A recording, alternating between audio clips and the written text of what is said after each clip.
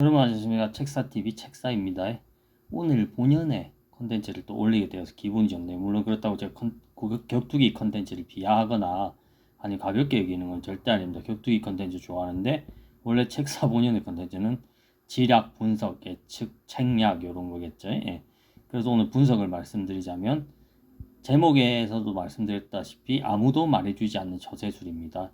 여러분들 뭐 이거를 듣기 싫으시면은 지금 이제 정지 버튼을 누르시고 서점으로 달려가 보시면, 아니면 돈이 아깝다, 책사에 서점에 왜 가야 되냐, 왜 사야 되냐, 저 도서관에 가도 열렸습니다. 공짜로 볼 수 있는 곳이죠. 도서관 여러분 잘 아시죠?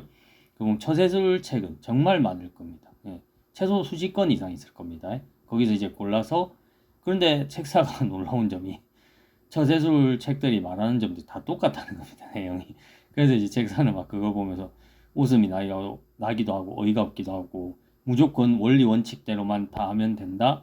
세상은 원리 원칙대로 돌아가는 곳이기 때문에 능력만 있으면은, 언젠가는 어느 정도 이상의 능력만 있고 행동만 올바르게 하면 언젠가는 빛을 보게 돼 있다. 누가 알아주게 돼 있다. 가만히 있어도 뭐 이런 얘기들이 대부분인데, 이게 맞을까요? 틀릴까요? 맞을까요? 틀릴까요? 틀렸기 때문에 책사 얘기를 하는 거겠죠. 그래서 아무도 말해주지 않는 처세술에 대해서 말씀을 드리자면은, 일단 책사도 그래요. 책사에 그러면 이제 무슨 커리어가 있냐. 저도 이제 남 밑에서 직장을 꽤 오래 다녔죠. 몇 년 이상 다녔습니다. 다녔기 때문에 이제 그 커리어로 말씀을 드릴 수가 있는 것도 한 곳이 아니고 여러 곳을 다녔습니다. 여러 곳을 다녔기 때문에 말씀을 드릴 수가 있는데, 일단 첫 번째로 사업자분들, 내가 중소기업을 하고 있다, 중견기업을 하고 있다, 중견기업 대기업은 내 유튜브를 볼 일이 없겠지만 혹시라도 뭐 내가 중소기업을 하고 있다, 근데 계속해서 삐끄덕거린다, 장기적으로 삐끄덕거린다, 한두 해가 아니고 5년 이상 문제가 생기고 적자가 생기고 원인은 뭔지 모르겠는데 해결되지 않는다. 그러면은 책사가 지금부터 설명드리는 중간관리자, 중간관리자 인간관계에 대해서, 중간관리자의 포지션과 중간관리자가 어떤 인간인가, 그들과 다른 직원들과의 인간관계에 대해서 한번 점검을 해보시고 프로세스를 점검해 보시라는 거죠. 그게 원인인 경우가 꽤 많이 있습니다. 생각보다. 중간관리자들한테, 예를 들어서 뭐 팀장이라든가 이런 급들한테 절대로 이제 인사권을 줘서는 안 되고, 그리고 징계권을 줘서도 안 됩니다. 그냥 인사권이나 징계권을 주는 게 아니고 있었던 일에 대해서 보고를 올리게 해야 됩니다. 보고를 올리게 해야 되고, 그래서 이제 더 윗선에서 결정을 해야 됩니다. 중소기업 같은 경우, 제가 중소기업 말씀드렸지만은 뭐 오너가 한눈에 다 둘러볼 수 있죠. 그러니까 중소기업이죠. 그러면은 오너가 업무에 대해서 알아야 되고, 오너가 결정을 해야지 걔들한테 뭐 징계해라고 시키고, 걔들한테 뭐 하라고 시키고 이렇게 권한을 주고, 이렇게 뭐 사람 뽑을 권한을 주고 이렇게 하면 안 됩니다. 큰일 납니다, 진짜로. 이거는 아까 말씀드렸듯이 중견기업 오너나 대기업 오너, 그런 분들이 제 유튜브 채널을 볼 이유가 없습니다. 볼 일이 없지만 저는 워낙 학고라서.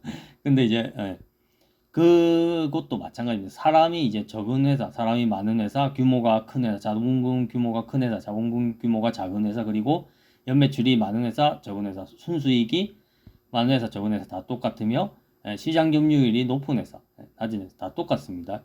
중간관리자, 팀장급 이런 사람들한테 과도한 인사권과 징계권 이런 거를 과도하게 주면은 그 회사가 가장 빨리 망하는 지름길이 됩니다. 그러면은 그 즉시 무슨 결과가 생길 것 같습니까? 책사는 여러분한테 손바닥 위에 올려놓고 보여드리듯이 명확하게 말씀을 드려요. 두루뭉실하고 이런 거 없었잖아요. 그렇게 하면은 바로 그 팀장 밑으로 파벌이 생깁니다. 왜냐? 윗선에서 귀찮아서 팀장 네가 알아서 해, 나는 최종 보고만 받을게.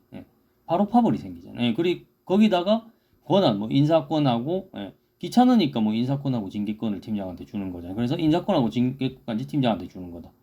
그러면은 팀장이라는 관리자라는 그 포지션에서 바로 파벌이 생깁니다. 그 사람이 만들지 않아도 생기겠지만 거기서 이제 파벌을 만들지 않는 사람들이 적습니다. 비율상. 저도 이제 MZ 세대부터 시작해서 직장에서 일해보면서 나이 많은 세대들도 다 겪어봤고, 책사도 지금 적은 나이가 아닙니다. 전에도 말씀드렸듯이. 근데 다 겪어봤지만은 공통적으로 경험을 통해서 하다 보니까 권력이 생기면 파벌이, 특히 우리나라 같은 경우, 다른 나라도 다 그렇습니다만 특히 우리나라 같은 경우 파벌이 생긴 기준이, 조건이 파벌이 생기기 위한 조건이 권력이 있는 사람 밑으로 붙어야 되죠. 권력이 있는 사람, 이권을 줄 수 있는 사람, 이런 사람 밑으로 붙어야 되는데 그 팀장한테 권력을 줬다.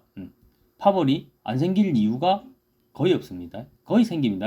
특히 장기적으로 4년, 5년, 6년, 7년, 10년이 넘어간다. 반드시 생깁니다.